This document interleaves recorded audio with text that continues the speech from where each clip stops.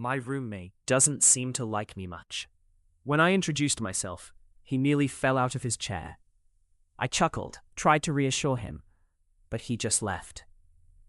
I found him watching TV, and when I said, "Hey, how's your day been?" he cranked the volume up. After a few more ignored attempts, I tapped him on the shoulder. He jumped and ran to his room, slamming the door. I heard something heavy dragged across the floor. His housekeeping was terrible. Dishes piled high, dust everywhere, and old newspapers plastered over the windows. He even took down all the mirrors. I once peeled some newspaper off a window, and he screamed at me until I stopped. I kept to myself after that. I thought announcing where I was would help, but it only made him whisper things I couldn't understand. I was relieved he stayed away from my room. But one day, a loud bang echoed through the house. The front door burst open, and I heard a woman's muffled voice. Then I heard my roommate sobbing. He was being taken away. I ran to the window and tore off the newspaper. I saw him being carried into an ambulance, pointing back at me. One of the medics looked my way, but they left me behind. For the first time, I was alone. 3 days passed, and I wondered when he'd return. I didn't like him, but he was a constant presence. Feeling empty, I snooped into his room.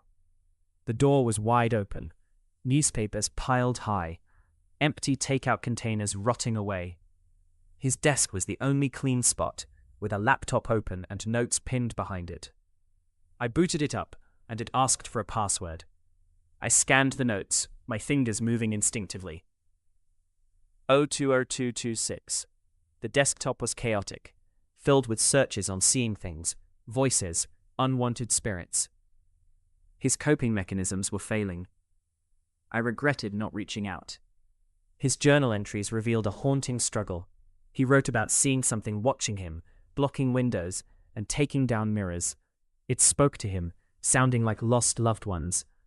He tried to ignore it, but it grew bolder, even touching him. The last entry was frantic, repeating, "I'll be okay." I realized that was the day he was taken.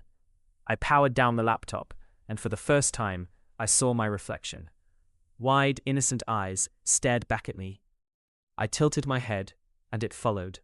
A note on the corkboard caught my eye. February 2nd, 2026. Fatal crash on I-95. Father, sole survivor. Pictures of a woman and boy underneath. Elias. I wondered when he'd come back.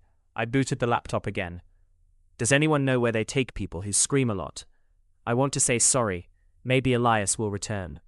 I can't remember feeling hungry before he left. Would you have reached out to help, or stayed away?